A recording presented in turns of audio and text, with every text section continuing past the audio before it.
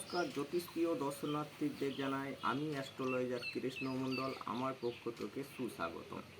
আজকে আলোচনা করব একটা বৃহত্তম গ্রহ যার নাম শনি। আমি বিগত দিনে শনিকে নিয়ে বলেছিলাম, শর্ট টার্মে বলেছিলাম, সেই শর্ট ভিডিওতে বলেছিলাম যে পরের দিন বিস্তারিত আলোচনা করে নেব শনি। কিন্তু শনিকে আলোচনা করতে গেলে বেশ কিছু জিনিস বলতে হয়, যে জিনিসগুলো বলতে গেলে একটু খারাপ লাগতে পারে। সেই খারাপ লাগাটাকে আপনারা ভাববেন না যে কৃষ্ণদা খারাপভাবে বোঝালো, কারণ হচ্ছে শনিকে ব্যাখ্যা করতে গেলে একটা বড় কথা বলতে হয়। সেই বড় কথা হচ্ছে সোলার সিস্টেমে যখন নবগ্রহ জন্ম হয়েছিল তখন সূর্য দেবতাকে মনি ঋষিরা বলেছিল যে এই মতো অবস্থায় আপনি নবগ্রহ জন্মদিন, সেই নবগ্রহ জন্ম দিতে গেলে নবগ্রহ জন্ম দেওয়ার জন্য সূর্য দেবতাকে মনি ঋষিরা বলে এবং সূর্য দেবতা তাতে রাজি হয়। কিন্তু সূর্য দেবতার স্ত্রী ছায়ার সংজ্ঞা, সেই সংজ্ঞা সত্ত্বে সূর্য দেবতার শারীরিক মিলনে অনেকটা অসুবিধা ছিল। সেই অসুবিধার জায়গাটা একটু ভেঙে দিই। সূর্যের তাপ সংজ্ঞা সহ্য করতে পারত না, সূর্যের যে তেজ, সেই তেজ সংজ্ঞা সহ্য করতে পারত না। তার দরুন সংজ্ঞা আর সূর্যের সাথে ভালোবাসার যে জায়গা, একটা বাংলা ভাষায় বলতে গেলে সেই ভালোবাসার জায়গাটা একটা অতৃপ্তি ছিল। সেই অতৃপ্তির জায়গাটাকে বলতে গিয়ে হয়তো কিছু খারাপ কথা বলছি, কিন্তু সূর্য আর সংজ্ঞার মধ্যে যে মিলন ঘটিত, যেটা বিবাহ স্বামী স্ত্রীর মধ্যে মিলন ঘটিত, সেই মিলন ঘটিত সূর্যের তাপ সংজ্ঞা সহ্য করতে পারত না। কিন্তু সংজ্ঞা এই মতো অবস্থায় সংজ্ঞাকে যখন মনি ঋষিরা বলল সূর্য দেবতার সাথে তোমাকে মিলন করতে হবে এবং আকাশে নবগ্রহ জন্ম দেবে, যে নবগ্রহ নাম হবে শনি, সংজ্ঞা শুনে একটু ভয় ভীতি শুরু হয়ে গেল।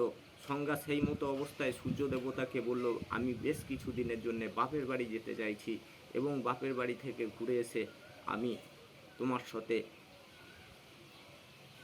ঘর সংসার বা মিলন করে আমাদের নবগ্রহ সন্তানের জন্ম দেব। এই মতো অবস্থায় হঠাৎ সংজ্ঞা বাপের বাড়ি চলে গেল। বাপের বাড়ি চলে গিয়ে তার মা নেই, তার বাবার কাছে সে কিছু বলতে পারে না। সে গভীর চিন্তার মধ্যে থেকে গেল যে আমি কি করব, আমি তো সূর্যের তাপ সহ্য করতে পারি না। সংজ্ঞা এই মতো অবস্থায় গভীর চিন্তা করতে করতে মাঠের নদীর ধারে বেড়াতে যেত। এমন একদিনকে হঠাৎ চিন্তা করতে করতে সংজ্ঞা ভেবে পেল যে যদি কাউকে জন্ম দিতে পারি তাহলে তো সূর্যের সাথে তার মিলন ঘটানো যেতে পারে এবং সেটা যদি আমি চেষ্টা করি সেটা আমি পারবো।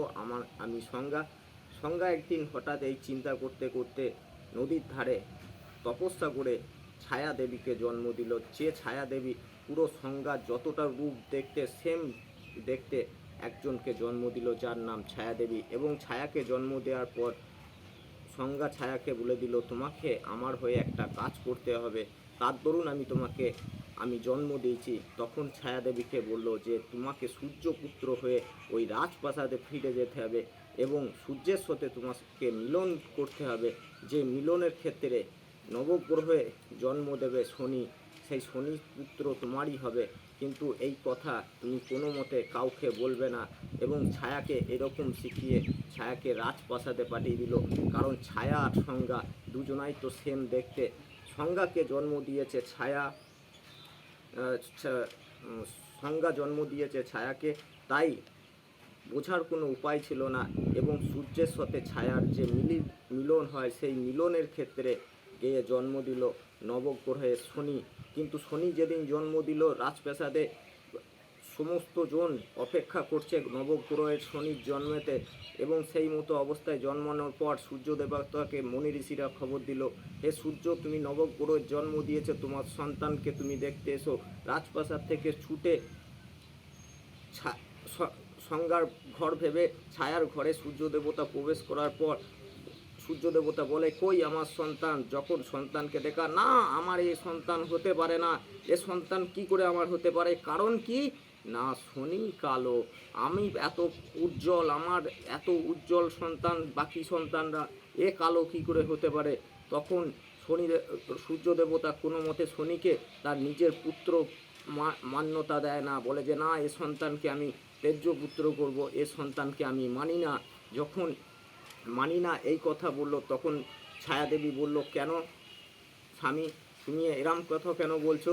আমাদের সন্তান কি কালো হতে পারে না? সূর্য এই কথা শুনে ছায়াকে রেগে গেল, ছায়ার ওপর প্রচণ্ডভাবে রেগে গেল। তুমি আমার স্ত্রী হয়ে তুমি এই কথা বলছো? বলছে, না, আমি তোমার স্ত্রী নই।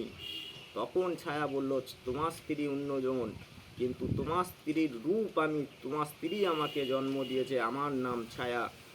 শুনে সূর্য দেবতা প্রচণ্ডভাবে রেগে গেল এবং সেই রাগ ওই প্রকাশ করার জন্য বলল, সংজ্ঞা কোথায়? বললো, সংজ্ঞা আছে বাপের বাড়িতে। সংজ্ঞাকে ডাক করলো সূর্য দেবতা।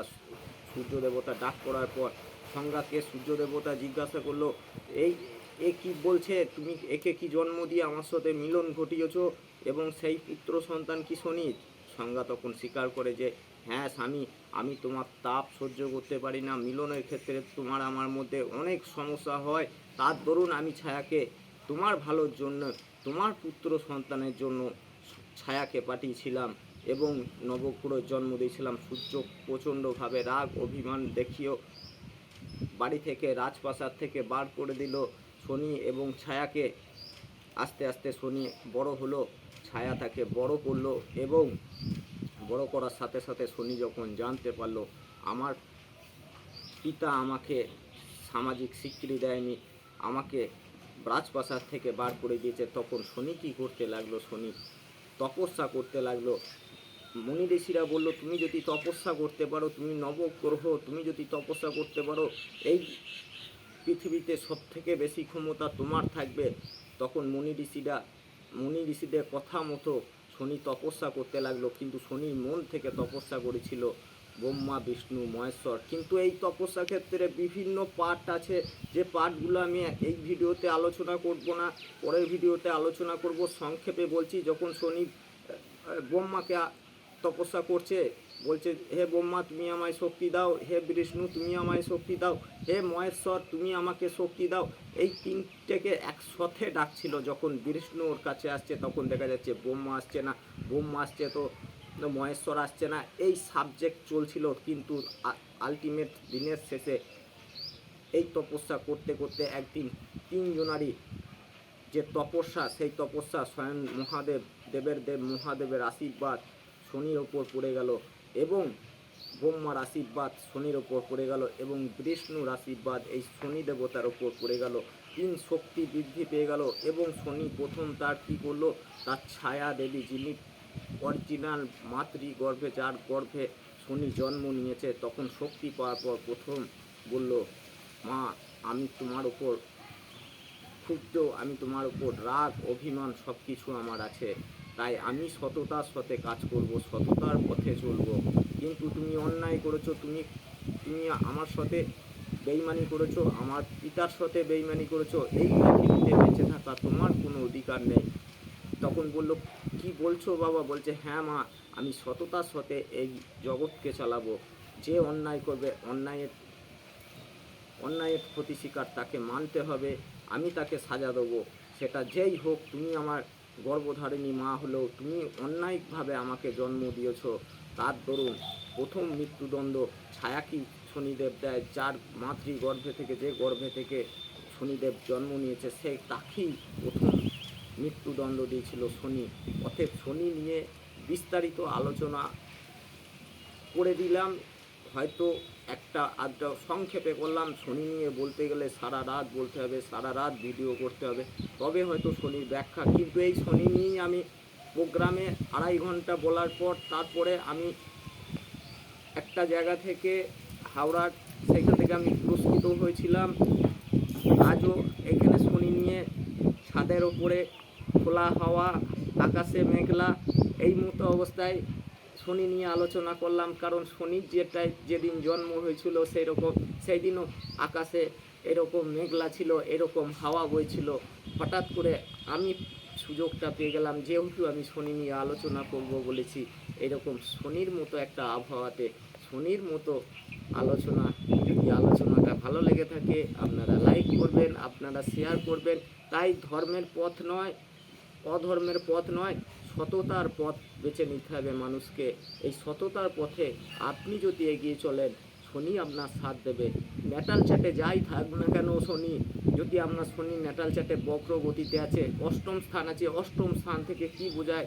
অষ্টম স্থান থেকে একটা মৃত্যু বোঝায়। কিন্তু অষ্টমে যদি শনি থাকে, দ্বিতীয় যদি বৃহস্পতি থাকে, বৃহস্পতি কি হয়? ধর্ম। অষ্টম কি হয়? মৃত্যু। শনি আর বৃহস্পতি যদি ভালো ক্রস কানেকশন থাকে, সমসপ্তম হচ্ছে অষ্টম পতির সাথে দ্বিতীয় পতি যদি কানেকশন থাকে, তাহলে তারা ধর্মগুরু হতে পারে।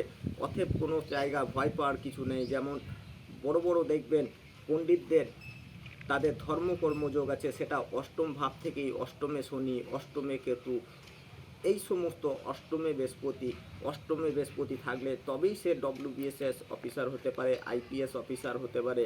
তেমন অষ্টমে শনি থাকলে সে বড় ডাক্তার হতে পারে, বড় কারখানার মালিক হতে পারে, বড় ইঞ্জিনিয়ার হতে পারে।